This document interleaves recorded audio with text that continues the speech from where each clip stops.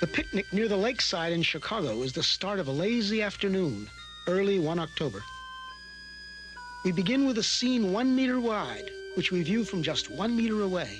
Now, every 10 seconds, we will look from 10 times farther away, and our field of view will be 10 times wider. This square is 10 meters wide, and in 10 seconds, the next square will be 10 times as wide.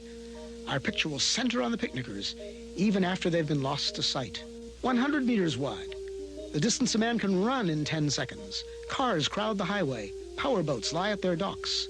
The colorful bleachers are Soldiers Field. This square is 1 kilometer wide, 1,000 meters.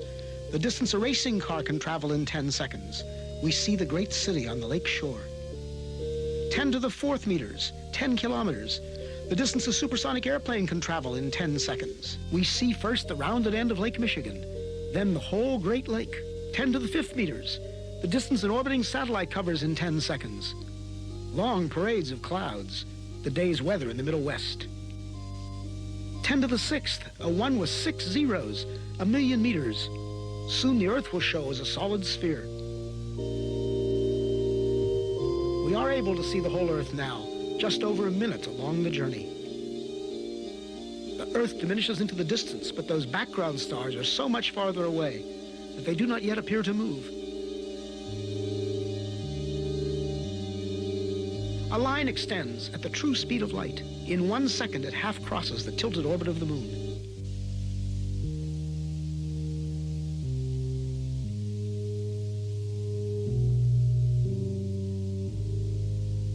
Now we mark a small part of the path in which the Earth moves about the sun.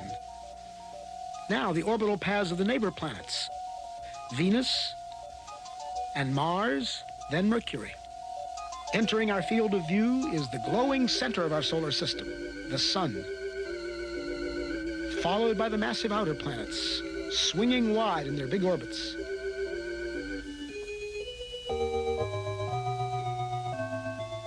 That odd orbit belongs to Pluto.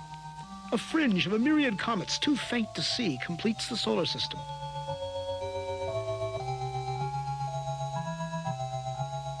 Ten to the 14th.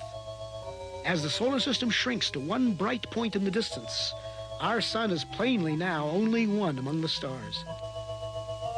Looking back from here, we note 4 southern constellations, still much as they appear from the far side of the Earth. This square is 10 to the 16th meters, 1 light year, not yet out to the next star. Our last 10-second step took us 10 light years further. The next will be 100. Our perspective changes so much in each step now that even the background stars will appear to converge. At last, we pass the bright star Arcturus and some stars of the Dipper. Normal but quite unfamiliar stars and clouds of gas surround us as we traverse the Milky Way galaxy.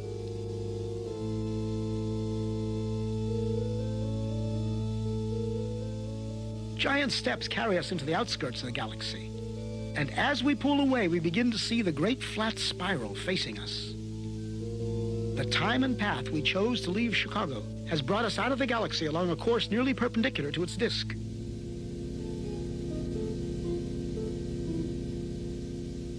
The 2 little satellite galaxies of our own are the Clouds of Magellan. 10 to the 22nd power, 1,000,000 light years. Groups of galaxies bring a new level of structure to the scene. Glowing points are no longer single stars, but whole galaxies of stars seen as one. We pass the big Virgo cluster of galaxies among many others, 100 million light years out. As we approach the limit of our vision, we pause to start back home. This lonely scene, the galaxies like dust, is what most of space looks like. This emptiness is normal. The richness of our own neighborhood is the exception.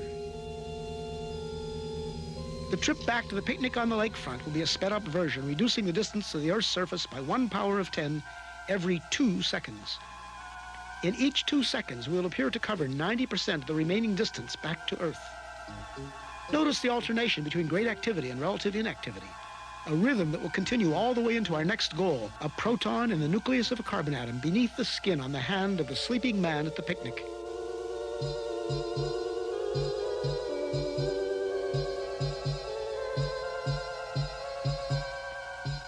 Ten to the 9th meters, 10 to the 8th, 7, 6, 5, 4, 3, 2, 1. We are back at our starting point. We slow up at 1 meter, 10 to the 0 power. Now we reduce the distance to our final destination by 90% every 10 seconds, each step much smaller than the one before.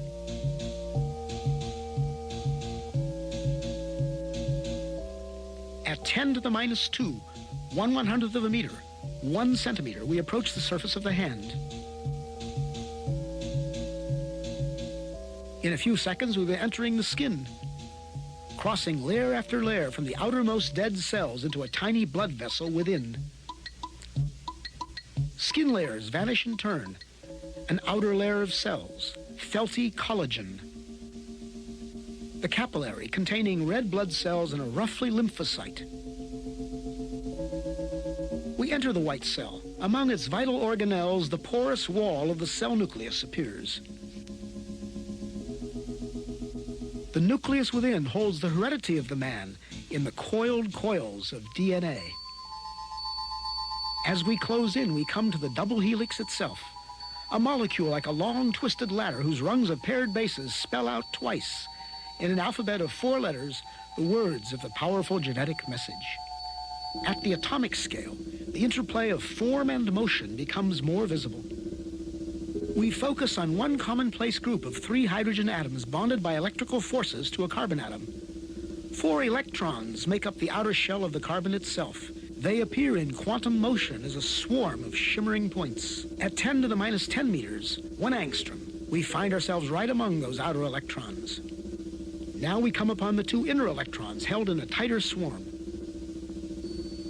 As we draw toward the atom's attracting center, we enter upon a vast inner space. At last, the carbon nucleus, so massive and so small. This carbon nucleus is made up of 6 protons and 6 neutrons. We are in the domain of universal modules. There are protons and neutrons in every nucleus, electrons in every atom, atoms bonded into every molecule out to the farthest galaxy. As a single proton fills our scene, we reach the edge of present understanding. Are these some quarks at intense interaction? Our journey has taken us through 40 powers of 10. If now the field is 1 unit, then when we saw many clusters of galaxies together, it was 10 to the 40th, or 1 and 40 zeros.